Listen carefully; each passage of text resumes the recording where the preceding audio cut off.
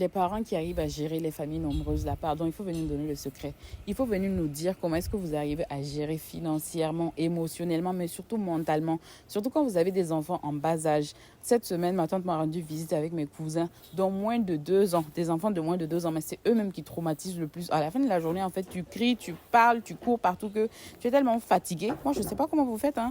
En tout cas, on a fait un road trip avec mes cousins, on est parti à Austin. Alors, quand on est arrivé, il se faisait tard, donc difficile de sortir avec les enfants, donc on a fait une salade vite fait à la maison. La salade la plus simple, mais la plus bonne au monde, avec 2-3 ingrédients seulement, mais c'est tellement bon. Quand on a fini, on avait tellement envie de manger dans le même plat, en fait, comme à Ouaga et tout. Donc voilà, les gens se débrouillaient avec les cuillères, les fourchettes, d'autres avec les mains là-bas.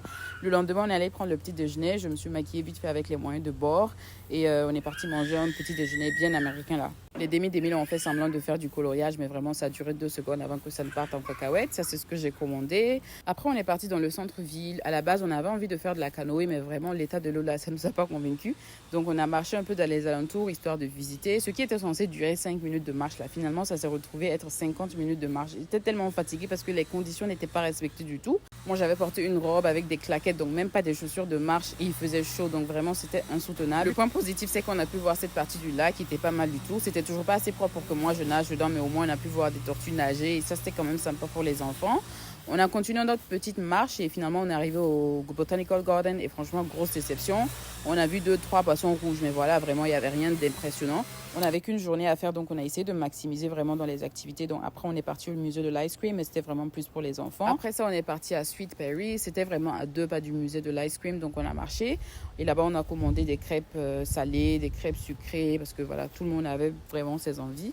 Et je pense qu'on a bien aimé. En rentrant à la maison, on s'est arrêté à acheter du poisson parce qu'on avait envie de manger encore, voilà, comme à Ouaga, dans le même plat et tout. Donc mes cousines ont lavé le poisson, moi j'ai fait la marinade.